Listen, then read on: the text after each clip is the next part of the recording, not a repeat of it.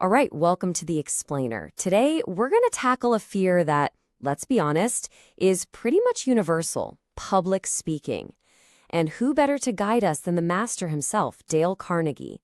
We're diving into his classic book, The Quick and Easy Way to Effective Speaking. I mean, you know that feeling, right? That absolute panic. Your heart's just pounding in your chest, your palms are getting all sweaty, and your mind just goes completely blank. It feels like hitting a brick wall. But what if I told you it doesn't have to be that way? What if there's a clear path right through that fear? And right there, that's the core idea that just changes everything. Carnegie's whole point was that good speaking isn't some magic talent you're either born with or you're not. Nope, it's a skill, it's practical. And just like any other skill, you can learn it. So let's break down exactly how he says to do it. Okay, so first things first, we have to conquer the fear. Carnegie says the whole process has to start right there, with that internal battle. This quote really gets to the heart of it. Carnegie completely reframes what confidence even is. He's saying it's not something you just wish for or hope for, it's something you earn. It's the direct result of putting in the work. And wow, what an empowering way to think about it, right? So how do you actually earn that confidence?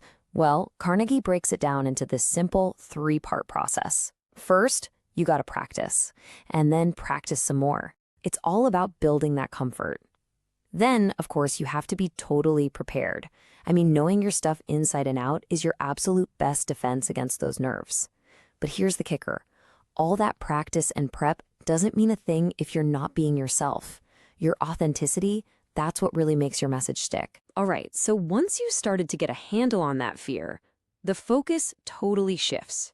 It moves from you outwards to your audience. Because this next step, it's all about connecting with them. After all, they're the reason you're there. Now, this might be one of Carnegie's most powerful insights. Think about it. You can throw a bunch of dry statistics and data at people, but what do they actually walk away remembering? It's the stories, right? A personal anecdote, a vivid example. That's the stuff that actually sticks in our brains. And to build on that, Carnegie says you've got to speak from what you know. Speak about what you're passionate about. Why? Because that passion is absolutely contagious. And, just as important, you have to think about your audience. Seriously, what do they care about? You need to frame your ideas in a way that shows them exactly why it should matter to them. Okay, so you've got your confidence building, you're focused on connecting. Now we get to the final piece of the puzzle. This is the practical nuts and bolts part, how to actually structure your talk. Before you even think about writing a single word, you have to stop and answer one crucial question. What's my goal here?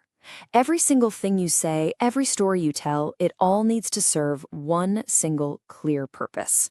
Are you there to inform, to persuade, or maybe just to entertain? Getting that straight is your absolute foundation. From there, Carnegie lays out a really simple, timeless, three-act structure. First, you need a killer opening, something that grabs the audience right from the get-go. Then the body of your talk should be lean, just a few key points to build your case. And finally, you wrap it all up with a memorable closing that really leaves an impact or, even better, inspires them to do something. And finally, a super important tip on delivery. Please, please, please, don't read from a script. It just puts up a wall between you and the people listening. Instead, work from a simple outline. That's what lets you have a real conversation. It frees you up to sound natural and way more genuine and engaging. So let's bring all this home.